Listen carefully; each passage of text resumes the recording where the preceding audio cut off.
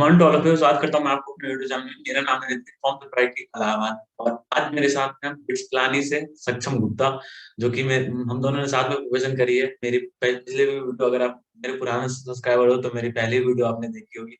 इनके साथ मैं एक और वीडियो बनाया हुआ था। आज मैं फिर से आया हूँ और हम लोग के अभी मतलब कॉलेज लाइफ 2 साल होने वाले हैं पूरे। हम भी फोर्थ सेमेस्टर में, वो भी फोर्थ सेमेस्टर में होंगे। तो अभी जानेंगे कि 2 साल का कॉलेज लाइफ कैसा रहा।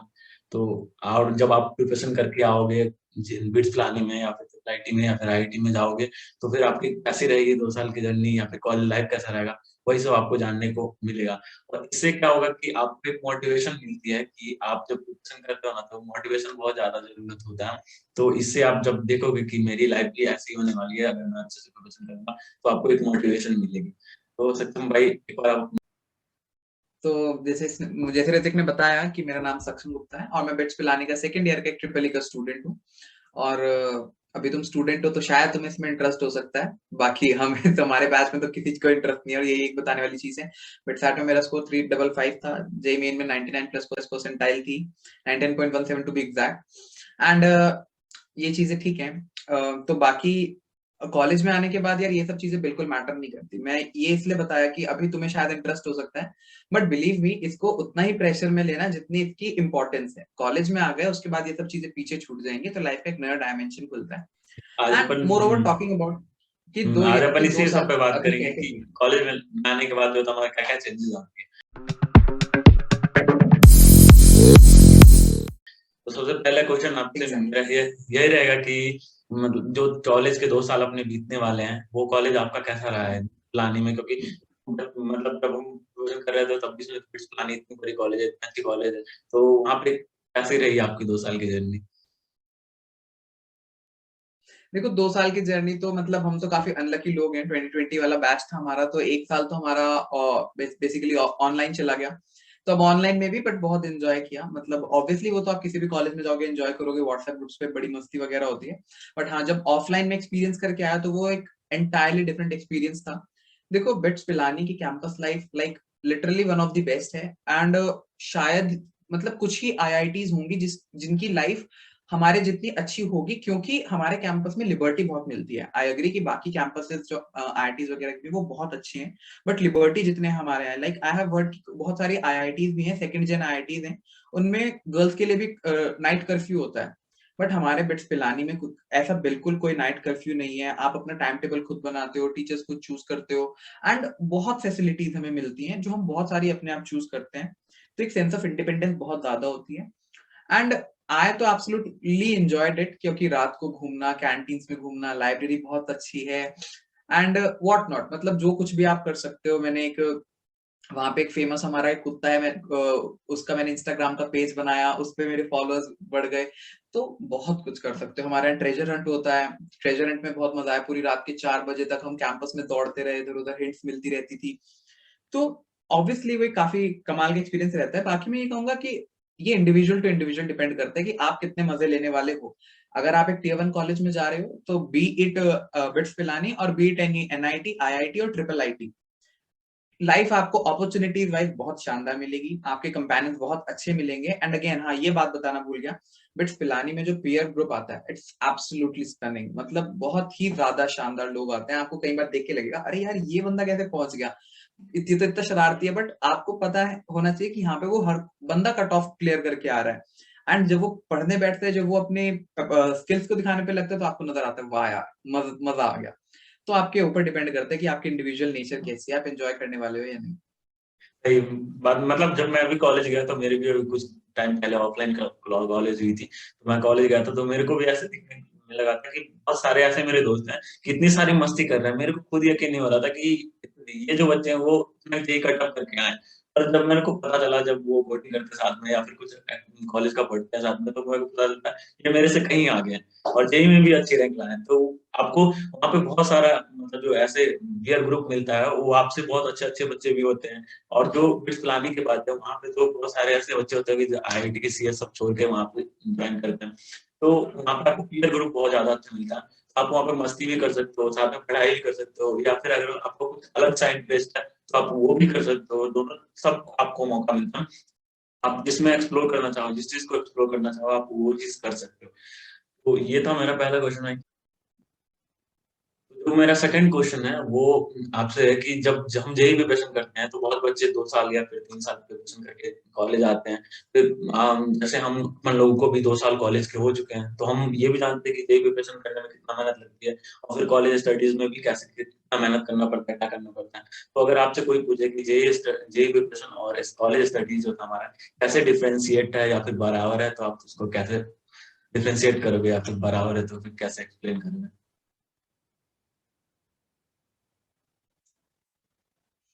या I got you question.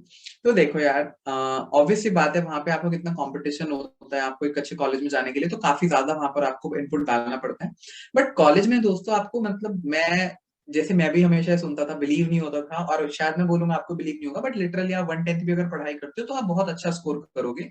But आप नहीं करोगे, मतलब जनरल सी बात है। यहाँ पर आके इतना कुछ है, वो डिस्ट्रैक्शंस नहीं है।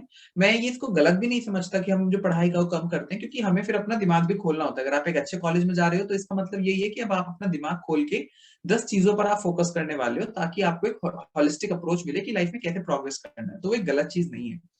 But having said that, college की पढ़ाई इजी होती है। आप 1/10 भी पढ़ते हो तो भी आपका काम हो जाता है, क्योंकि इट्स नॉट कि आपको जेई की तरह कोई एकदम से अननोन क्वेश्चन आने वाला है आपके सामने। जो आपने क्वेश्चंस प्रैक्टिस किए होते हैं वही क्वेश्चंस आपके सामने भी आते हैं।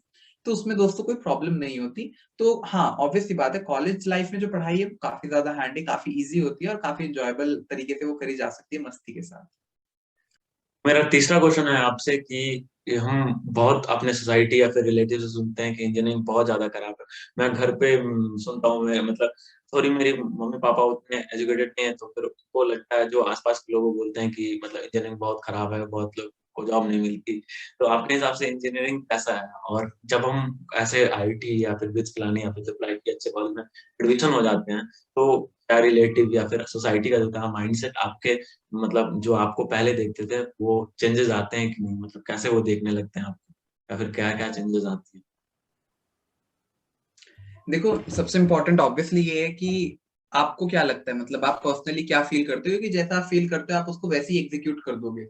तो मैं तो इंजीनियरिंग को बहुत अच्छी ब्रांच मानता हूँ। इसलिए नहीं कि इंजीनियरिंग मतलब के सब्जेक्ट्स बहुत इंटरेस्टिंग हैं, ऑब्वियसली है। बट बीइंग इन इंडिया आपको सबसे इंपॉर्टेंट ये भी है कि यार आप, हमारी जो कंट्री है वो ऐसा नहीं कि सब वेल ऑफ है, तो हमें ऑब्वियसली एक इंडिपेंडेंट बनना पड़ता है। बट आई थिंक कि जितनी डाइवर्सिटी इंजीनियरिंग से मिलती है, लाइक ऑब्वियसली आपको अगर इंजीनियरिंग के कोर सब्जेक्ट्स पसंद आते हैं तो वेल एंड गुड, बट नहीं भी आते तो you are not stuck. Like आप देख सकते हो कि इंजीनियरिंग करने के बाद लोग क्या क्या नहीं करते। फिल्म इंडस्ट्री में जाते हैं, क्रिकेट में जाते हैं, बुक्स लिखते हैं, स्टैंड अप कॉमेडी करते हैं, यूट्यूबर्स बनते हैं आपकी तरह, और सब कुछ कर सकते हैं। आप कॉमर्स के जॉब्स में जाते हैं, एमबीए में जाते हैं, पायलट्स बनते हैं। तो आई जस्ट से कि इंजीनियरिंग तो आपके पास एक सेफ्टी नेट है कि आपने इंजीनियरिंग कर लिया, आपकी जॉब लग गई, अच्छी बात है, otherwise you can go to any field for that matter. I just think कि मेडिकल वगैरह में शायद इतनी फ्लेक्सिबिलिटी नहीं मिलती, क्योंकि वहां पर आपकी स्टडीज बहुत रिगरस होती है।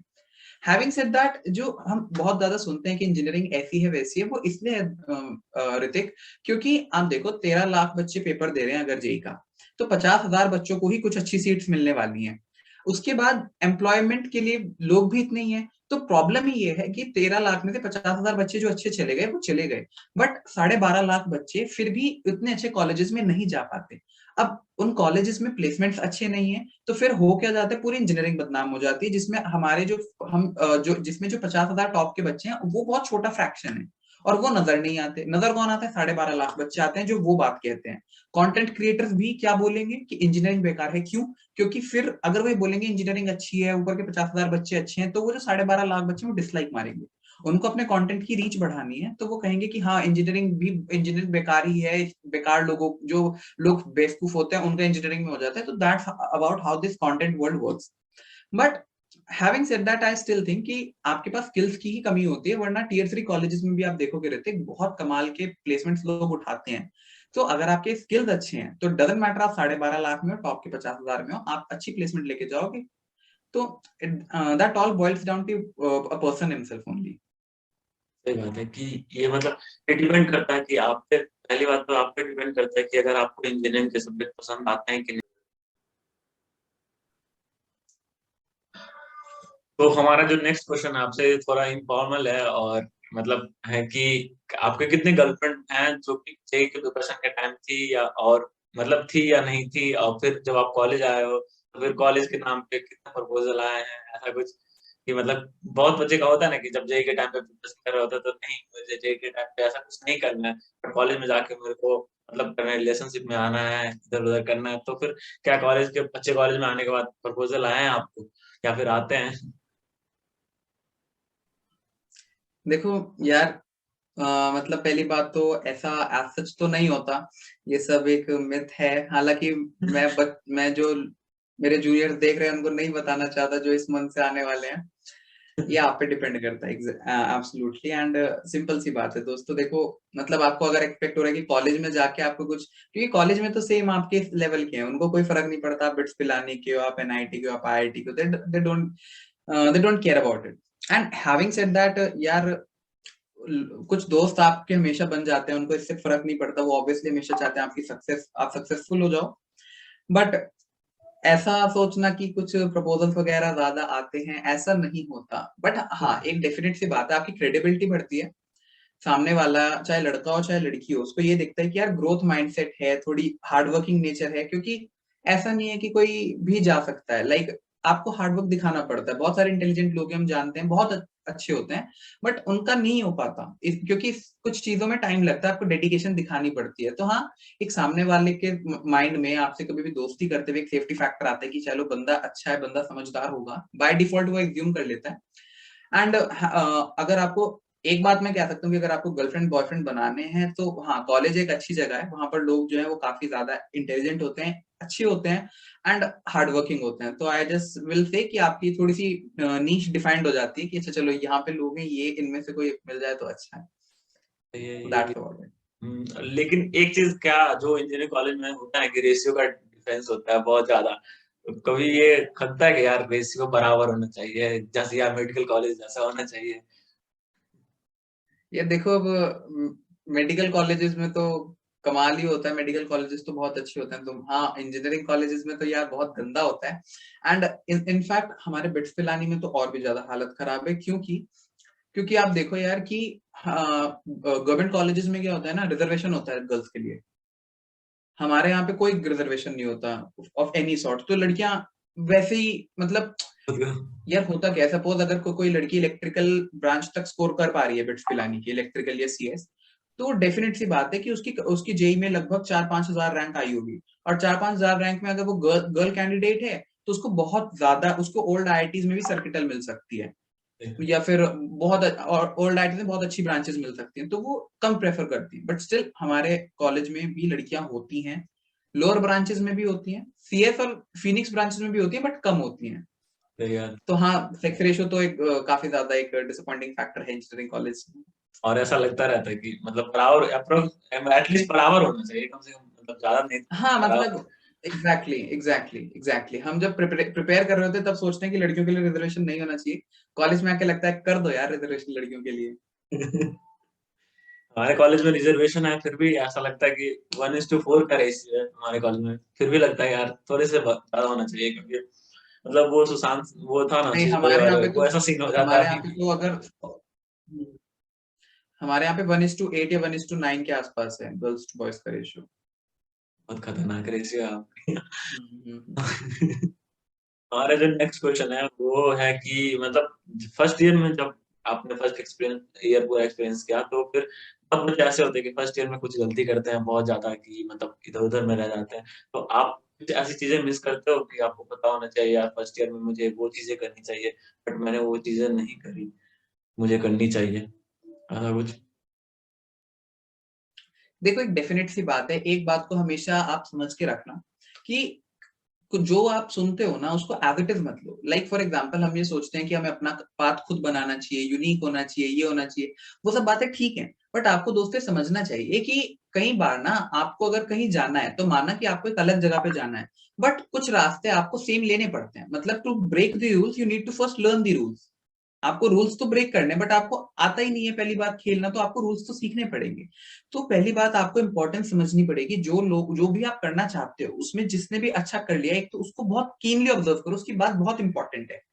तो फर्स्ट ईयर में फिर आप कभी गलती नहीं करोगे, और गलती की का कुछ मतलब नहीं होता। लाइक फॉर एग्जांपल आप फर्स्ट ईयर में बहुत ट्राई करोगे, मैं तो चाहता हूँ कि आप गलती करो, इनफैक्ट हर कोई गलती करे, ताकि उसको अलग अलग डायमेंशन का पता चले। ये तो बहुत बोरिंग हो जाएगा कि आपने फर्स्ट ईयर में कुछ सोचा कि मुझे ये करना है, एंड आपने फोर्थ ईयर तक वही करा, फिर आपने उसको कर भी लिया तो उसमें कुछ मजा नहीं आया, क्योंकि आपको एक्सपीरियंसेस ही नहीं मिले, वो तो हो ही जाना था। तो आई विल से कि आप ट्राई करो, एक्सप्लोर करो, आपको किसमें मजा आ रहा है और किस चीज में आपको अच्छा खासा ल्यूक्रेटिव सा, मतलब वहां से कुछ आप रेवेन्यू मॉडल भी अगर बना सकते हो, तो दैट्स वेरी नाइस। तो ट्राई करते रहो चीजों को। फर्स्ट ईयर में गलतियां होंगी, वो फॉर श्योर है, बट इंपॉर्टेंट ये है कि आप बहुत जो इनसे आप सीख रहे हो उनको बहुत कीनली ऑब्जर्व करो कि वो कौन लोग हैं एंड एग्जैक्टली उन्होंने क्या किया। उसमें अपना ईगो फैक्टर नहीं लाना है कि मैं यूनिक करके दिखाऊंगा, कुछ चीजें आपको वैसी ही करनी होती है जैसे सब कर रहे हैं, फिर बाद में आप उसको ब्रेक कर सकते हो जब आप एक लेवल पे हो।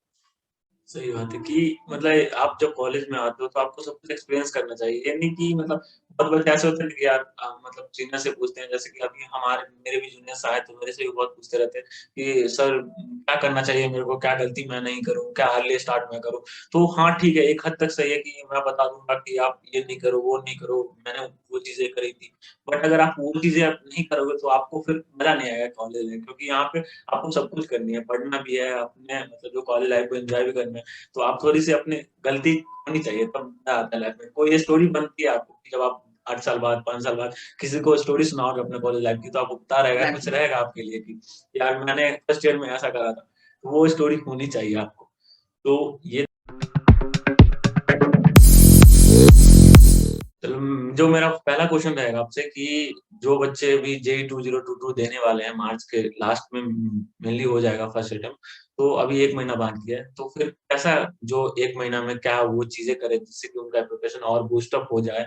इतने-इतने दिन से मेहनत, ये तो नहीं कि 1 महीना में वो बहुत अच्छा कर सकते हैं, बट क्या आप टिप्स दोगे ताकि वो और अच्छा जो प्रिपरेशन अभी तक कर रहे हैं, उसको बूस्ट अप कर पाएँ? देखो, मैं सबसे इम्पोर्टेंटली एंड सबसे एक जनरल एडवाइस सिर्फ ये दे सकता हूँ कि आपके जैसे अभी 1 महीना मतलब 30 दिन बाकी है, तो आप इस महीने को 30 दिन की तरह देखो। 30 दिन में आप 2 पार्ट्स बना लो कि 15-15 दिन।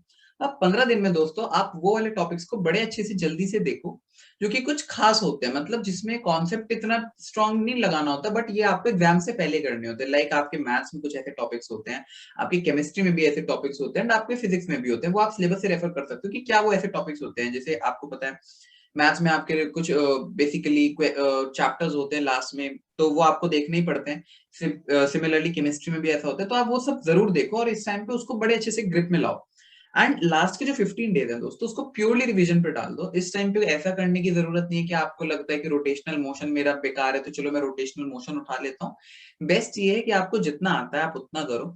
एंड ये सब आप कर रहे हो, बट इन 30 दिनों में आप कोशिश करो कि रोज आप एक पेपर जरूर दो, और पेपर सैंपल पेपर मत दो। इतने जेई ने मेंस के पेपर हो चुके हैं, तो आप जेई मेन के रोज पेपर ही सॉल्व करो। एंड आखिर में जाते जाते आप फ्रीक्वेंसी को बढ़ा सकते हो। तो लास्ट के टाइम में स्कोर को मैक्सिमाइज करने का यही तरीका है, ताकि आपका कॉन्फिडेंस भी बढ़ सके। सही बात है। लास्ट टाइम पे जो बेस्ट होता है, आप रिवीजन करो उतना अच्छा से, जितना था आप रिवीजन कर सकते हो उतना अच्छे से रिवीजन करो और टेस्ट पेपर्स दो। और मेनली पीवाईक्यू ही ज़्यादा प्रेफ़र करना, क्योंकि सैंपल पेपर तो आपने बहुत 1 साल में 2 साल में करे ही होंगे। अभी मेनली पीवाईक्यू ही बेटर होते हैं। तो ये था मेरा पहला क्वेश्चन आपसे जेईई से रिलेटेड। दूसरा जो हमारा क्वेश्चन है आपसे वो है कि बहुत बच्चे जो कन्फ्यूज़ हो जाते हैं कि उनको पता नहीं होता कि कॉलेज से रिलेटेड कि म मेरे उनको अगर अच्छी ब्रांच मतलब सेम रैंक पे, मतलब कोई रैंक है उनकी, उसपे सेम मतलब 2 एक कॉले मतलब गलती हो गई। तो जो मेरा नेक्स्ट क्वेश्चन है वो है कि कोई बच्चा है जो जेईई दिया है इस बार और उसके जो कोई अच्छी सी रैंक आई है, उस पे 2 कॉलेज मिल रहे हैं उनको या फिर बहुत सारे कॉलेज मिल रहे होंगे उनको, तो मतलब उनको क्या-क्या चीज़ें देखनी चाहिए कॉलेज से रिलेटेड, जिससे कि वो अपना अच्छा कॉलेज चूज़ कर सके? कौन-कौन से फैक्टर होने चाहिए कॉलेज के चूज़ करते समय उनके माइंड में? देखो ऋतिक, इसका मेरे अकॉर्डिंग आंसर जो है ना सब्जेक्टिव है। लाइक फॉर एग्जाम्पल, दो तरह के लोग हो सकते हैं। एक तो हो सकते हैं जिनको यार ये है कि कॉलेज वॉलेज सब ठीक है, मैं ये सब कुछ कर रहा हूँ, and it's I will talk bluntly. Like उसको हो कि ये सब ठीक है, कॉलेज में एक्सप्लोर एक्सप्लोर, बट मुझे ये है कि भाई मुझे 4 साल बाद एक गारंटीड होनी चाहिए कि एक बढ़िया सी मेरी जॉब लग जाए।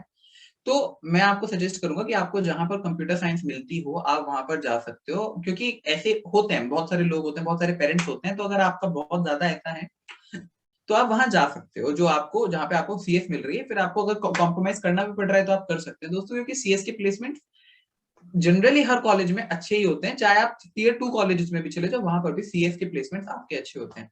But on the other hand दोस्तों, अगर आपको थोड़ा सा ये है, क्योंकि मैं आपको बताता हूँ फॉर एग्जांपल मेरे साथ क्या हुआ था, मैं आपको अपना एग्जांपल दे सकता हूँ। मेरे को बिट्स गोवा में भी कंप्यूटर साइंस मिल रही थी एंड बिट्स पिलानी में मेरे पास इलेक्ट्रॉनिक्स थी। बट आई वाज लाइक यार एक्सपीरियंस तो पिलानी का ही कैंपस लाइफ करनी है, क्योंकि इसी की कैंपस लाइफ सुना है जो कि ओल्ड आईआईटीज को मैच कर सकती है। एंड अगेन दोस्तों, एक अगर आप वाइडर पर्सपेक्टिव से देखोगे तो आप अभी तक एक कुएं में थे। आप समुद्र में जाते इसलिए हो ताकि आप वहां पे अलग अलग तरीके की चीजें ऑब्जर्व कर सको। वहां पर भी जाके आपको अगर कुएं वाली हरकतें करनी है तो वो तो कुएं में ही रह के की जा सकती हैं। तो समुद्र में जाने का मजा इसलिए कि शायद आप मेंढक से कुछ बदल सको। अगर आपको बदलने का मन है तो डेफिनेटली आप वहां जा सकते हो। और अगर आपका वहां पर नहीं भी आपको कुछ समझ आता अपनी जो छोटी ब्रांच है, तो भी दोस्तों आप वहां पर सीएस का आप एक्स्ट्रा मेहनत डाल के आप सीएस के प्लेसमेंट ले सकते हो, क्योंकि अच्छे कॉलेजेस में जनरली अपॉर्चुनिटी होती है, कंपटीशन कम होता है। तो मैं आपको सजेस्ट करूंगा, अगर आप मेहनत करने के लिए तैयार हो बट एक्सप्लोरिंग वाला माइंड है, तो आप दोस्तों अच्छा कॉलेज चूज करो। बट अगर आपको यह कि लाइफ में चिल चाहिए, बहुत मेहनत कर ली, बहुत मुश्किल से आया हूँ, अब तो बस मुझे आराम से प्लेसमेंट चाहिए, मुझे ज्यादा दिमाग नहीं लगाना, मेरे को परफेक्ट है कि मुझे तो कॉर्पोरेट में जाके जॉब करनी है, तो मैं कहूंगा आप सीएस के प्लेसमेंट्स के लिए आप जो आपको एक कम लेवल का कॉलेज भी मिलता है आप उसको ले सकते हो। There is no problem about it. सही बात है कि अगर आपको एक्सप्लोर करना है तो वो आप कॉलेज को प्रेफर करो, बट आपको अगर जॉब चाहिए तो आप ब्रांच, मतलब 4 साल बाद आपको जॉब ही चाहिए तो आप ब्रांच को ज्यादा प्रेफर कर सकते हो, क्योंकि सीएस में जो था प्लेसमेंट के ज्यादा चांसेस हैं, वहां पे आपकी अच्छी प्लेसमेंट लग सकती है। तो ये बहुत अच्छा आपने आंसर किया। दूसरा जो हमारा नेक्स्ट क्वेश्चन होगा, ये क्वेश्चन होगा कि बहुत बच्चे इस मान लो 12th में है और उन्होंने अच्छे से मेहनत नहीं करी है। वो मतलब एक होता है कि हम जब 12th में थे तो हमें भी डर लग रहा था कि हम 1 साल ड्रॉप लें या फिर ना लें। तो आप सजेस्ट करोगे कैसे कि ड्रॉप चल को, मतलब होता है ना कि कुछ बच्चे ऐसे होते हैं कि जो मेहनत, मतलब सोचते हैं कि मेहनत करूंगा मैं, बट मेहनत नहीं कर पाते हैं। पर लेकिन अगर वो ड्रॉप ले लिए तो फिर उनका ड्रॉप ईयर भी खराब हो जाता है। बट ऐसे होते हैं कुछ की मतलब मेहनत कर सकते हैं वो, तो वो कैसे डिसाइड करें कि मैं ड्रॉप लूँ या फिर नहीं लूँ? कि मेरे को जो नॉर्मल कॉलेज अभी मिल रहा है मैं उसमें चले जाऊँ या फिर मैं ड्रॉप लूँ? क्योंकि ये बहुत लाइफ डिसाइडिंग फैक्टर होता है ड्रॉप लेना। क्योंकि आपने भी ड्रॉप लिया होगा, मैंने भी ड्रॉप लिया, तो मुझे पता है कि अगर मैं ड्रॉप नहीं लेता तो मैं फिर यहाँ नहीं होता। देखो, हाँ, मेरा इस पे टेक ये है कि ये आपको खुद से पूछना है कि अगर आपके मन में क्वेश्चन आ रहा है कि मैं ड्रॉप लूं या ना लूं, तो मैं समझता हूँ कि शायद आपका ड्रॉप लेने का मन नहीं है। क्योंकि अगर जिसका एब्सोल्युटली क्लियर होता है ना कि मुझे ड्रॉप लेना ही है, उसको तो ड्रॉप ले ही लेना चाहिए। और जिसको थोड़ा अनक्लियर होता है या थोड़ा सा परफॉर्मिंग डाउट्स होते हैं कि मैं कर पाऊंगा या नहीं, तो दोस्तों ये सोलली आपको खुद देखना है, क्योंकि डेफिनेट सी बात है कि मेजोरिटी लोग जो ड्रॉप करते हैं वो इंप्रूव नहीं कर पाते। एंड ये मैं आपको डराने के लिए नहीं कह रहा हूँ, ये एक फैक्ट है। बट आपके अंदर से कितनी स्ट्रांग विल आती है कि आप इंप्रूव कर पाओगे या नहीं कर पाओगे, वो इंपॉर्टेंट है। अगर आपको लगता है कि यार मैं पढ़ तो बहुत सकता था, मैं बहुत अच्छा हूँ, बट बिकॉज ऑफ कोई डिस्ट्रैक्शन हो गई थी, आपके घर में कोई प्रॉब्लम हो गई थी, आपका माइंड गलत जगह पे डाइवर्ट हो गया था for whatever obvious reason do you have, या फिर आप अपने शहर में रह के आपके पास फैसिलिटीज आपको अच्छी नहीं मिली थी, अब आप सोच रहे हो कि यार मैं वहां या फिर हो सकता है कि आपका एग्जैक्टली एग्जाम वाला डे खराब हो गया था, और अब आप सोचोगे यार ड्रॉप लूंगा तो मैं शायद कोटा से लूंगा, दिल्ली से लूंगा, या एक बेटर जगह से लूंगा। ये जो पहली बार प्रॉब्लम्स हुई थी, कुछ घर में प्रॉब्लम हो गई थी, कोई मेरा हार्ट ब्रेक हो गया था, या एग्जाम ही खराब हो गया था, तो इन केसेस में दोस्तों आप ड्रॉप लो, कोई प्रॉब्लम नहीं है, क्योंकि आपको पता है आप इससे डेफिनेटली अच्छा परफॉर्म कर सकते हो। बट अगर आपने अपनी पूरी जान लगा दी थी 11 ट्वेल्थ में ही, मतलब आपने अपना बेस्ट देने की कोशिश करी थी और उसके बाद आपका एक पर्टिकुलर रिजल्ट आया, लेट अस एज्यूम कि उसमें आपका वो रिजल्ट नहीं आ पाया जो आप एक्सपेक्ट कर रहे थे, तो आई डोंट सी कि आपको ड्रॉप लेना चाहिए। क्योंकि दोस्तों पहली बात तो वो एक एनर्जी सी चली गई है, आपको लगता है कि आपने बेस्ट परफॉर्म किया और वो काफी हेडेक हो जाएगा आपके लिए। तो go ahead with whatever you have currently right now, whatever college you have got, and वहां पर आप काफी एंजॉय करके अपना पढ़ाई कर सकते हो, मेहनत कर सकते हो, वहां से भी आप बड़ा कर लोगे। पॉइंट ये है कि आपके अंदर से कितना आ रहा है कि यार मैं नहीं, मुझे तो जाना ही है एक बड़े कॉलेज में। बट उसमें भी आपको समझना पड़ेगा कि आपकी तैयारी कितनी थी। आपने अंडर परफॉर्म किया था इसलिए आप ड्रॉप करना चाहते हो, आपने 100% परफॉर्म किया था आप ड्रॉप करना चाहते हो। In latter case you have to avoid dropping, I will just say that. ये बात है कि अपने मन से निकलना चाहिए कि ऐसा ड्रॉप कोई ऐसा नहीं होना चाहिए कि यार लूँ या ना लूँ, ऐसा मन में नहीं आना चाहिए। क्योंकि जब मैं अपना बताऊँ तो जब मेरे ड्रॉप लेने का टाइम था तो फिर मेरे को बहुत सारे भैया और या फिर और लोग जो थे सीनियर्स मेरे को बोल रहे थे कि तुम बीएससी में एडमिशन करा लो और फिर जनरल कॉम्पिटिशन की प्रिपरेशन कर। पर मैं बोल दिया था कि मेरे को ड्रॉप लेना है, जो इस बार नहीं हुआ मेरा नेक्स्ट ईयर जरूर होगा, मैं करके दिखाऊंगा। मेरे लिए कोई ऐसा नहीं था, मतलब मेरे को बस ठीक का इशू था, और बाकी मेरे भी नहीं था कि मेरे को अपने पे डाउट नहीं था कि मैं नहीं कर पाऊंगा। तो इसलिए मैंने ड्रॉप किया कि मुझे पता था कि मैं कर ही पाऊंगा, मैं कर लूंगा। जैसे अगर मेरे को 1 साल डांस मिला तो मैं कर लूंगा। तो आपको भी अगर कॉन्फिडेंस अपने पे, तो जरूर ड्रॉप लें। बट अगर कॉन्फिडेंस का डाउट है और आपने इस बार भी अपना बेस्ट दिया था, रिजल्ट नहीं आया अच्छा, तो आप उसको मतलब ऐसा मानो कि हाँ मैं इतना ही कर सकता हूँ, अगर मैंने अपना बेस्ट दिया था। आप उस चीज को मतलब ये नहीं कि इग्नोर मत करो कि नहीं मुझे और अच्छा करना है, अगर आपने 100% दिया है तो ये भी बात सही थी। और भाई क्वेश्चन खत्म हो गया मेरे। तो जो मेरा लास्ट क्वेश्चन होगा आपसे कि आप जो अपने जूनियर्स देख रहे हैं उनको क्या सजेशन करना चाहोगे कि वो जेई से जो देने वाले हैं ना, वो अपना होप लूज ना करे और अपना बेस्ट परफॉर्मेंस करे अपने जेई में। देखो ऋतिक, मैं बहुत जल्दी 11th में हमें हमारे टीचर ने बात बता दी थी और वो बात मुझे आज तक याद है। एंड उससे ना एक ऐसी बात उन्होंने बताई थी कि उससे कभी डर नहीं लगता जेई की तैयारी में। मैंने तो सस्पेंस बना दिया इस बात का, मैं बताता हूँ वो बात क्या है। हमें हमारे सर ने एक बात कही थी कि सक्षम बेटा देखो, सिंपल सी बात है, तुम 2-3 साल तैयारी करोगे, प्रोबेबली 2 साल करोगे, मैंने 3 साल कर दी थी। तो एक बात याद रखना, तुम कितनी भी अच्छी तैयारी कर लो, तुम्हारा सिलेक्शन होना ना बहुत सारे फैक्टर्स पे डिपेंड करता है। हो सकता है तुम्हारी तैयारी बहुत अच्छी हो, बट स्टिल वो एक दिन जो है वो कई बार अच्छा नहीं होता। बहुत सारे एग्जांपल्स होते हैं, हालांकि उन एग्जांपल्स को छुपा दिया जाता है क्योंकि एक ग्लैमरस दुनिया दिखाई जाती है इसमें कि जो मेहनत करता है उसका हो जाता है, एंड 99% हो भी जाता है। बट स्टिल एक स्कोप है कि यार प्रॉब्लम्स हो सकती हैं। इंपॉर्टेंट ये है कि तुम हर दिन मेहनत करो। इंपॉर्टेंट ये कि हर दिन अगर तुम मेहनत करते हो ना, तो कोटा से जो तुम सबसे बड़ा गिफ्ट लेके जाते हो वो तुम्हारा तुम होते हो। तुम जो आए थे और तुम जो जाते हो उसमें वो तुम बदल चुके हो। तो सबसे बड़ा गिफ्ट कॉलेज नहीं है, तुम आईआईटी बॉम्बे में निकाल के ले जाओ, बट अगर तुम सपोज तुम पहले से ही टॉपर थे, तुम पहले ही आईआईटी बॉम्बे के लेवल के थे और उसके बाद तुम आईआईटी बॉम्बे में जा रहे हो, तो हो सकता है तुम सबसे प्यारी चीज कोटा की नहीं लेके गए हो। तुम्हें लग रहा है तुमने सबसे ज्यादा चीज, सबसे बड़ी चीज लेके जा रहे हो, बट नहीं, तुम सबसे बड़ी चीज नहीं लेके गए हो। सबसे बड़ी चीज वो है दोस्तों कि आप अपने आप को मेहनती आदमी बना के चले गए। और उनका कहना यह था कि आज नहीं तो कल जो बंदा मेहनत करता है और इस बात को याद रखते कि कोटा में या XYZ, आप कोटा में नहीं भी हो, आप अपने घर में बैठ के तैयारी कर रहे हो, तो सबसे बड़ा आपका जो तोहफा है वो आप खुद हो। आपका जो 2.0 वर्जन है वो सबसे ज्यादा इंपॉर्टेंस रखता है आपकी लाइफ में। एंड वो आपके अंदर होता है, वो आपको किसी को दिखाना नहीं होता, वो आपको पता होता है, वही आपकी सेल्फ एस्टीम बढ़ाता है। तो अगर आपको किसी मोमेंट पे ऐसा लगता भी है कि यार मेरे जेई अच्छा नहीं होने वाला, लीव इट। लीव इट मतलब अपने उस थॉट को लीव करो। एग्जाम तो दे के आना, जैसा होगा हो जाएगा, बट आपको ये है कि चलो, मैं पहले सपोज अगर मैं 10 नंबर लाने वाला था जेई मेन में और अब मैं 100 नंबर लाया हूँ जेई मेन में, माना मैं दोनों बार डिस्क्वालीफाइड हूँ, बट मैंने 10 से 100 तक की जर्नी ट्रैवल करी है। वो किसी को विजिबल नहीं है, बट वो मेरे को विजिबल है और वो मेरे को लाइफ में हेल्प करेगा क्योंकि मैंने 10 से 100 नंबर तक की जर्नी अपने आप ट्रैवल करी है, माना कोई मुझे कॉन्ग्रेचुलेशन नहीं भी देता तो आई थिंक कि ये चीज अगर आप देख लेते हो कि यार हम, मेरी सबसे बड़ी अचीवमेंट तो मैं खुद हूँ, तो वो तो सबसे कमाल चीज है। उसके लिए कितनी भी फीस, कितना भी कुछ, कोई रिजल्ट मैटर ही नहीं करता। ये बात है कि मतलब जब आप प्रिपरेशन करते हो ना, तो जेई का एक चीज मेरे को भी बहुत अच्छा लगता है कि अगर आप दिल से मेहनत करते हो ना, तो आपको एक चीज जरूर गिफ्ट करती है जेई।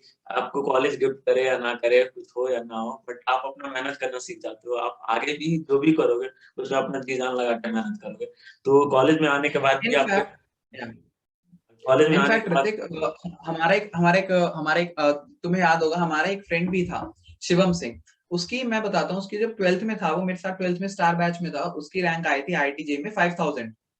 उसने ड्रॉप लिया, उसने कहा मैं और अच्छा परफॉर्म करूंगा। पूरी 13th में उसके पास फर्स्ट आने के मेडल्स थे, उसने हर एग्जाम में टॉप किया, हर एग्जाम में वो टॉप करता था। बट उसकी जे एडवांस में ड्रॉप करने के बाद 13,000 रैंक आई, 13,000 या 12,000, आई डोंट नो एग्जैक्टली। तो आप देख सकते हो अब उसने क्या गलत किया, उसने ड्रॉप भी लिया, उसने सारी मेहनत भी करी, बट उस एक दिन उसका कुछ नहीं, उसका सही रहा, तो 5,000 से वो 13,000 पर चला गया जब उसने पूरी मेहनत भी करी थी। तो अब एक पर्सपेक्टिव तो हो सकता है बहुत ज्यादा डिप्रेशन में आ जाए, बट अगेन वो मेहनती बंदा था, वो आज एनआईटी वारांगल में बहुत अच्छी ब्रांच आएगी सीएस लेके बैठा है, तो उसको नहीं प्रॉब्लम है। But I am just telling kids about one day, you don't need to over pressurize yourself, you have to just realize that whatever you are taking the best out of your preparation is yourself, is your 2.0 version. So be happy and be contented with it. That's my best wishes for everybody listening here. Thank you सक्षम, बहुत अच्छा advice आपने दिया और बहुत ज़्यादा helpful होगी बच्चों की। तो थैंक यू मेरी तरफ से और बच्चों की तरफ से भी थैंक यू और कमेंट भी करेंगे कि बहुत ज़्यादा हेल्पफुल था वीडियो। तो मिलते हैं नेक्स्ट वीडियो में, तब तक के लिए बाय। Okay bye.